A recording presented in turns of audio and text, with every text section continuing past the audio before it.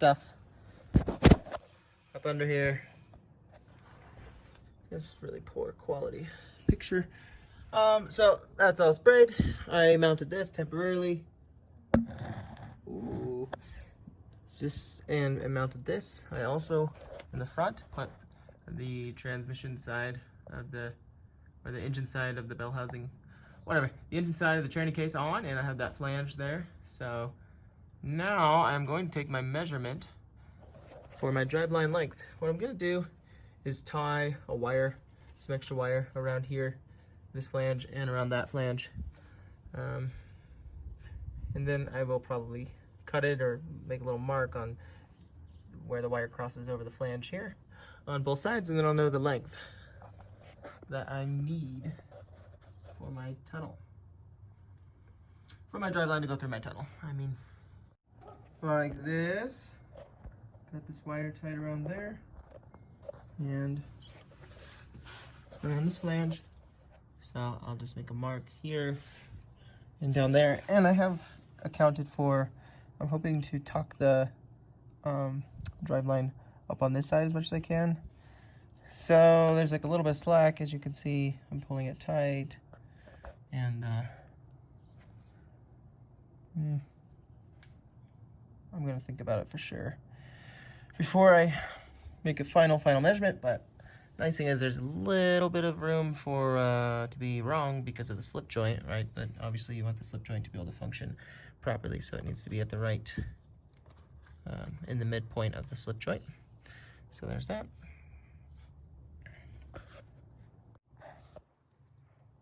Okay.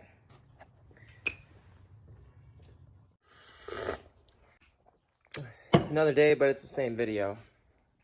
Heck yes it is. All right, so I did that one measurement so far, and I came up with like 86 1/8 inches from the flange of the rear diff to the flange of the transfer case.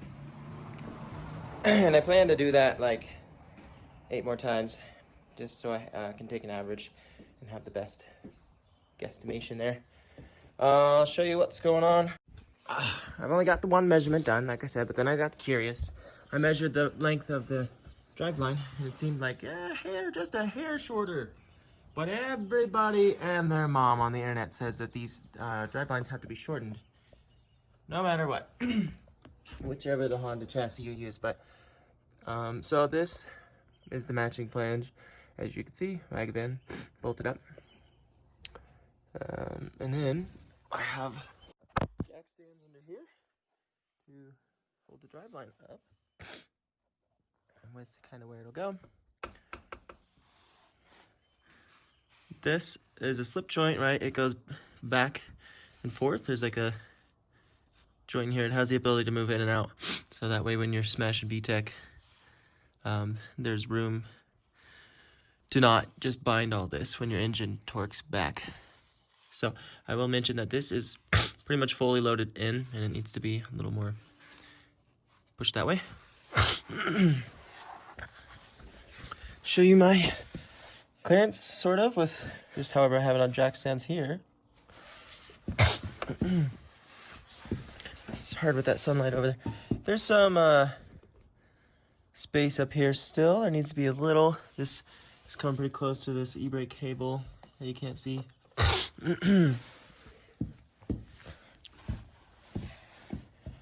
So I'll try to tuck it up on the left side over here so there's more room for my exhaust to come. I mean, yeah, for my exhaust to come through this tunnel. Since it's a B-series, it'll come on this side. Anyways, we'll see how that goes. But don't let this distract you from the drive line. So, look at that. This flange does not match the CRV. But if it did, I could bolt this thing right on. Because remember I said there's some room back there. Oh, let me get up here.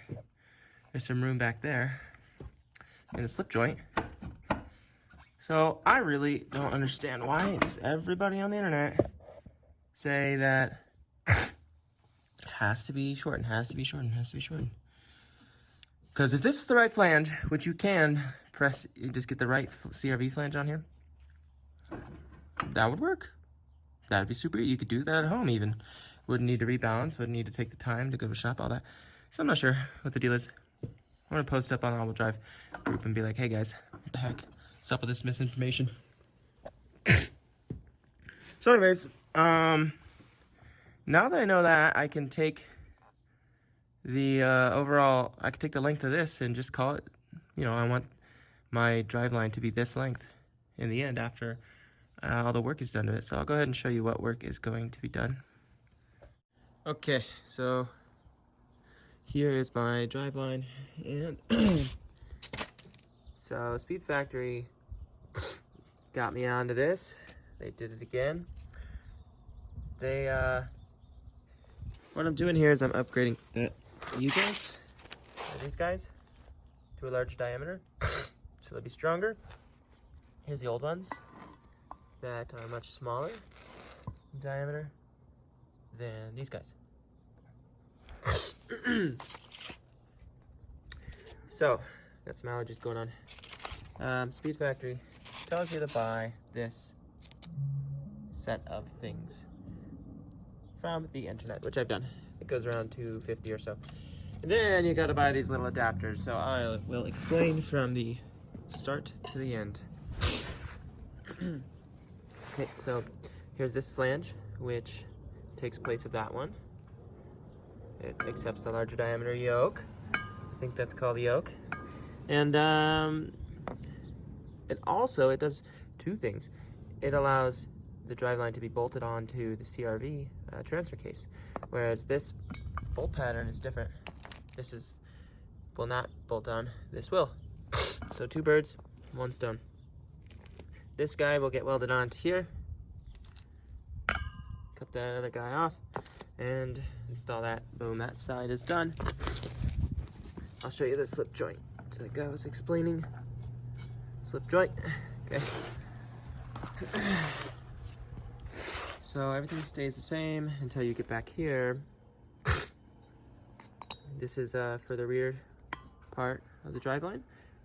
But the thing is, this is not shaped to the Wagovan part here, this flange. So, like you can see, that one is, this one is not. It won't center itself. The flange is right, as far as the bolt pattern, but it will not center itself. So that's where Speed Factory figured out how to make some money. And they make this little adapter right here, which centers there and has a larger deal there, so that this can then mount to that. Another yoke, another weld-on deal that accepts the larger yoke. And it came with bolts. There's the adapter kit, part number, bolts. And on to the back, pretty simple, same deal. Boom, that guy there, this guy on the Wagovan side, on the differential side, but same deal. This will not center, it won't go onto the Wagovan flange because this is too large. So again, they've created this adapter.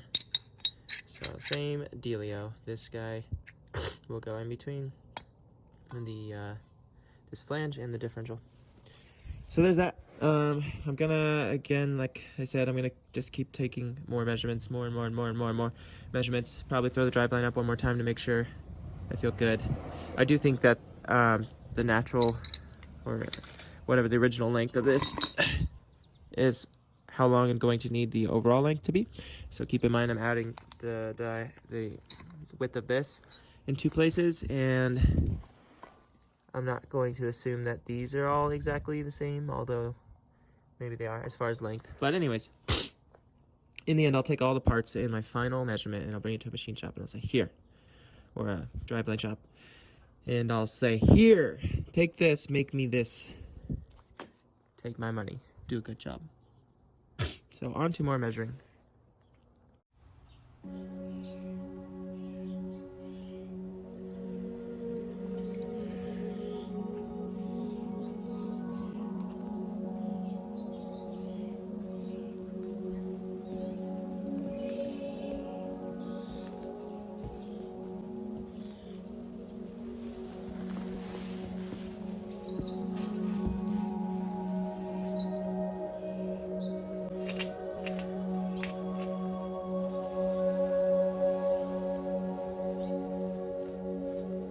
Okay, let's see if I can explain this, because I just confused myself a bunch.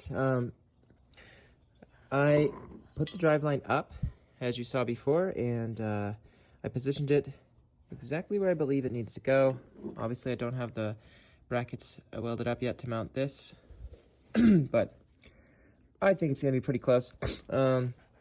So, between the transfer case flange right there and this guy, there was some space that I measured. I tried to make this flat, just kind of made it flat by eyeball, and then measured the gap between this flange and the other flange, and it was 0.375 inches. I did that with this slip joint compressed. So I pulled it together like that and then measured the gap. Okay, then I pulled it all down, and I have decided I want this slip joint right at the midpoint of its range. That gives room for error when I make these brackets, and it also, you know, allows for, like when you step on the gas, right, the engine's going to torque backwards, and it's going to shove this into that, so it'll help with binding of the whole system. And then if it's at the midpoint, instead of all the way forward like this, see, this would make for the most engine torque pushing back. But if I put it all the way forward, I can pop VTEC in reverse. Smash it. No, I'm just kidding. I don't know. Anyways, I'm going to keep it at the mid-range. Naturally, it wants to sit right here. I'm guessing that's probably where it was designed to be at its whole life, but there's not much between... this isn't at the midpoint. So I kind of just did some shoddy measurements, like I measured this gap between this seal and this thing, and then I fully extended it, took another measurement, and then I subtracted the first measurement from the second to get the range, which I believe is about 1.45 inches. So anyways, this gap, remember, was 0.375 inches. So what I did is I want my range to be at the midpoint, 1.475 divided by 2. I think my numbers might be off, but so that's about 0.725 inches.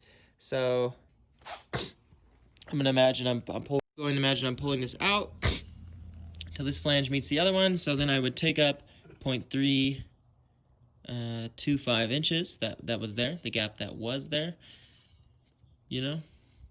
So now I'm going to go, see, remember I measured this when it was fully compressed, and I want 0.75 inches of range here, or I want it at the midpoint of the range. So I'm going to go, I have this gap to fill, so 0.75 minus 0.325 equals something, and then the remaining portion from, I'll still have to extend a little bit to get to my goal of the midpoint, so that number is 0.35. I have to go out 0.35 inches more than it cannot.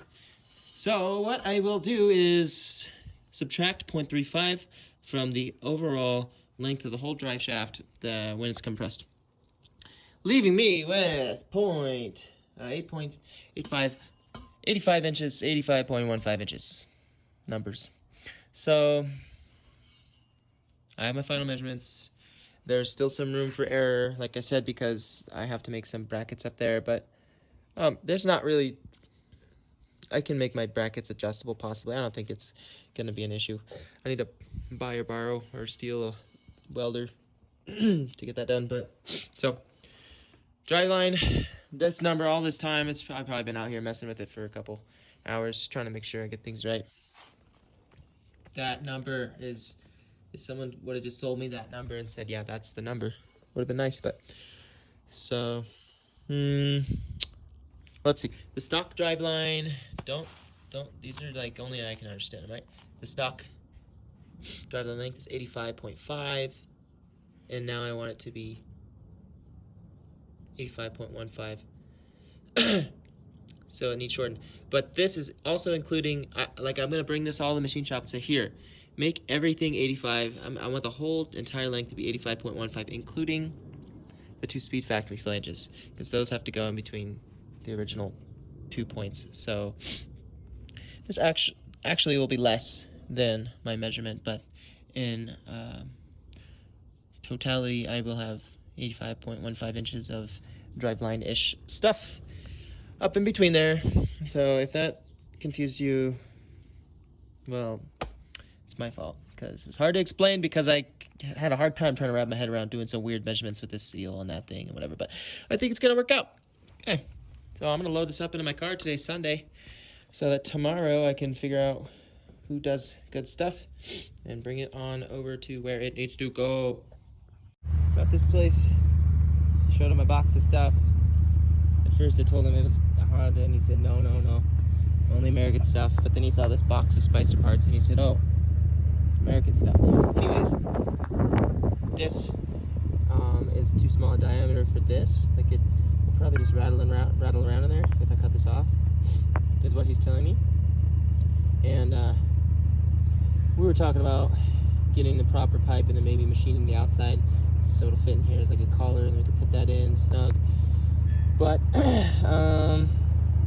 his concern is he needs to like press this thing down, I guess. I don't really know how Driveline stuff works up in there, but he needs a clear access point over here, I think, to put something so that he can secure this and press it down.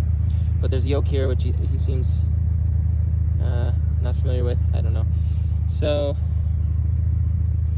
one solution like that could have been is just to change the piping diameter, right? He has new piping, but the problem is this special slip joint. Can't just, I don't have another piece that's a similar diameter. I mean, we would have to, this is larger.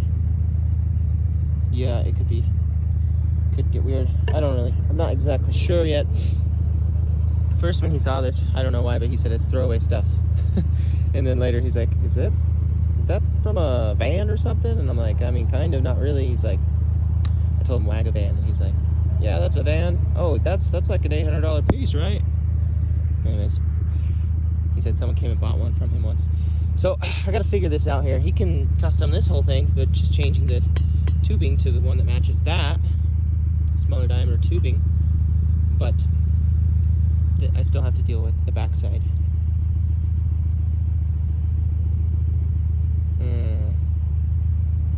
Think about this. I mentioned just putting that in there, and is it too crazy just to use filler metal to fill the gap? He seemed like maybe okay with it, but then still he would need a way to get the center to press. Oh, I don't think he would need a way to press it if it's loose. He's just using filler. I don't know. I might think about this. He's the Driveline guy. He's an old guy. Gotta respect him and stuff. Let's see. So I talked to Speed Factory, and they kind of gave me the rundown. They do have this instructional paper here, which I probably could have read a little more clearly. It says new rear 2.5 inch diameter tube. Rear. I'll just read some of it. When they build you a new rear 2.5 inch diameter driveshaft tube section, as well as swapping the front tube yoke. So, anyways, this piece can be made, no problem. No problem. See, I think I mentioned the issue with this is, if you cut this off and went to weld it on, it would rattle around in there. And so you'd have to build it up, which is less than ideal. Ideally, you would just press it in and it would be straight and the balance would be better. You wouldn't have to grind or balance as much. So anyways, this issue, shaft is no issue because you can just get the right size tube, 2.5 inch, instead of this, which is 2.562, the original Wagovan size.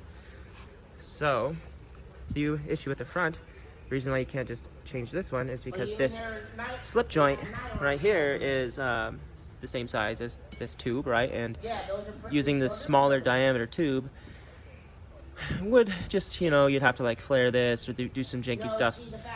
I don't know. So this is gonna get cut off, and there's the CRV specific front flange. this is gonna get just dropped in there and filled up. Oh, no. Actually, what this man here is gonna do, the Driveline man, he's going to fit this in its proper tube. I think it's this one. And then, well, he'll probably just chop a small section, fit it in, and then shave down the outside of the tube. So it's like a adapter, or whatever you want to say. So then, this guy can be press fit into there. I'm not even taking any more work. And then he'll weld it. Just slam down here. That's what's gonna happen. So probably the first next week we can do it. Just hoping I got my measurements right, which I'm pretty sure I did, but. I will mention one issue one thing he said would be an issue is, so it looks like he presses this on, but in order to press it on, he needs a good hold on like the backside. So, and I imagine he spins it to balance it. I don't really know, but maybe he would want like a flange on the backside. Anyways, he mentioned that this yoke is some difficulty, I think, because, or not yoke, but slip joint, because usually it has like this flange bolted to this guy, and then he can probably use that sort of something to press it on. But he said he would figure it out just for me.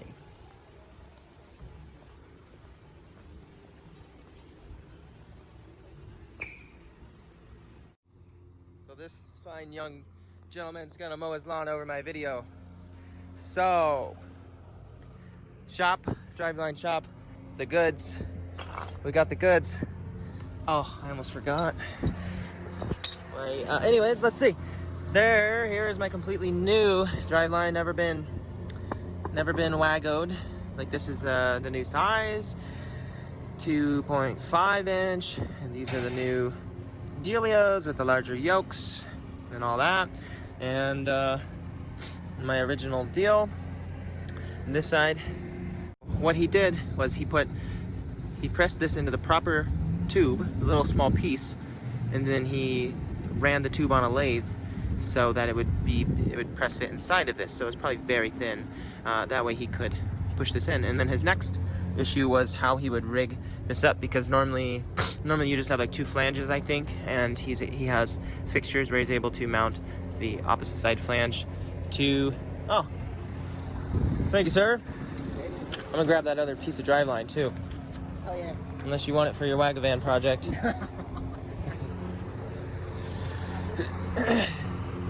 So he ended up getting around that by just like holding these on his table in some way or another. But and it's in my situation with these flanges in line and all that, I have 85.15 inches, and we'll see if I measured that out properly.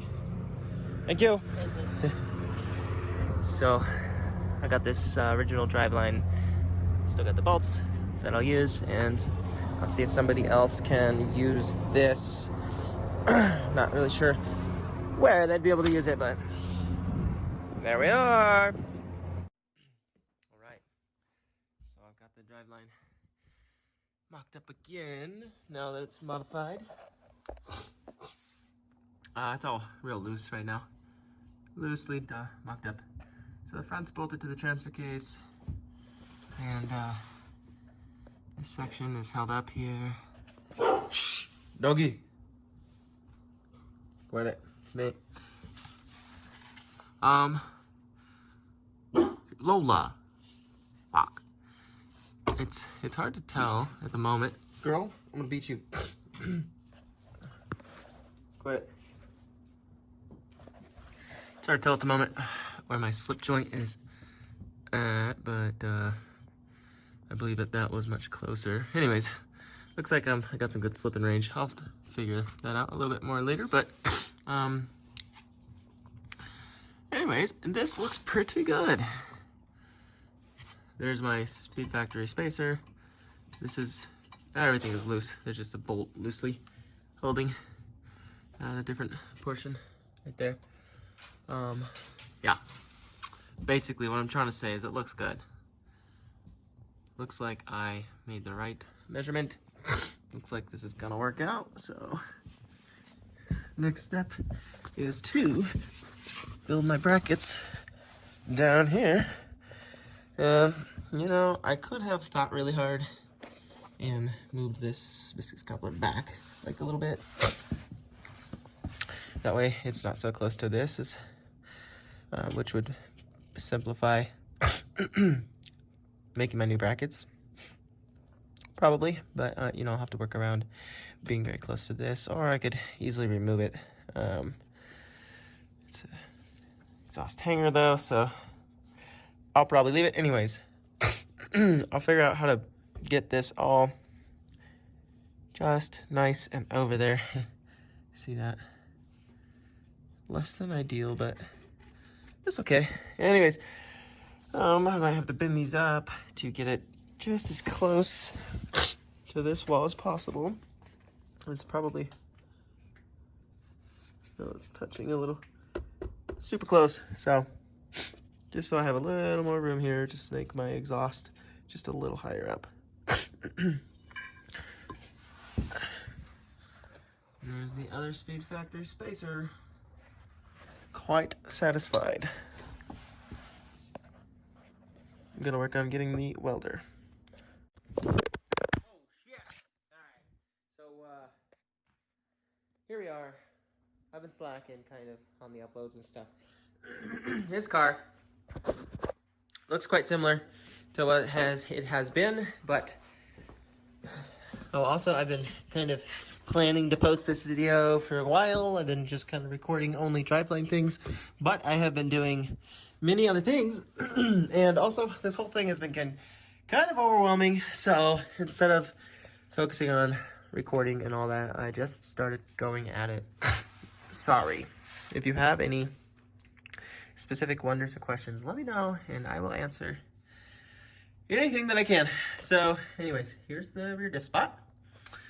Wait, this is a Driveline video. Let me first show you the situation. I made some mounts for the Driveline. Here it is.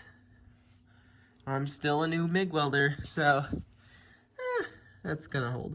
I blew through the metal here, and then I just did not like it, so I built it back up. I made these brackets. This whole thing took me like 2 days because I had to get, you know, grinders and cutters and everything else, but very simple. Here's I just got all this off and welded this on.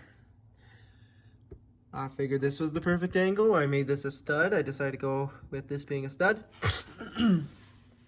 I also tried to push it kind of up and over in this tunnel so that I can utilize basically this area for the exhaust. So it would have been easier to make it centered, much easier than doing this, but now I have another maybe ½ an inch or so room to work with here. This guy is like that.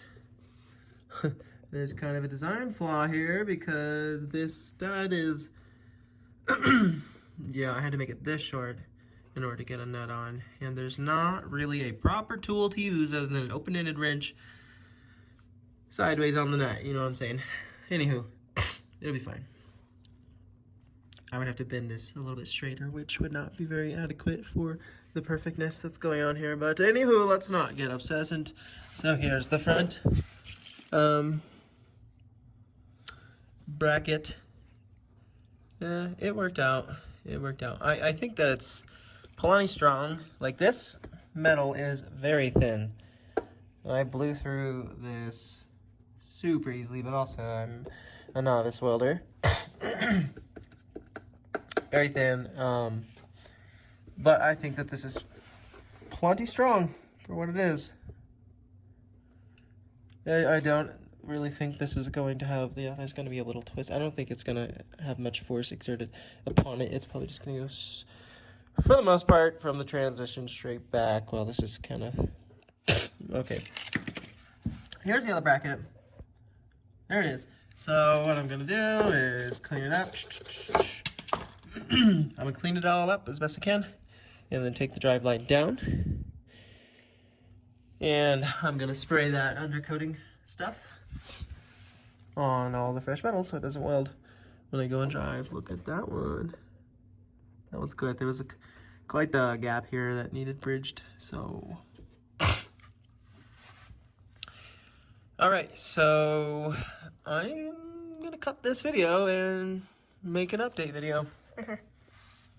Oh, also I'd like to mention that this guy, I did a pretty freaking darn good job of this being right at the midpoint of its flex range, which I don't believe is the stock Wagovan situation. I believe it's pretty close, like it's closer to the end of its flex range in this direction. In the Wagovan situation, I don't know if that matters or what. I've not really heard much of anyone talking anything about that, but okay. Bye.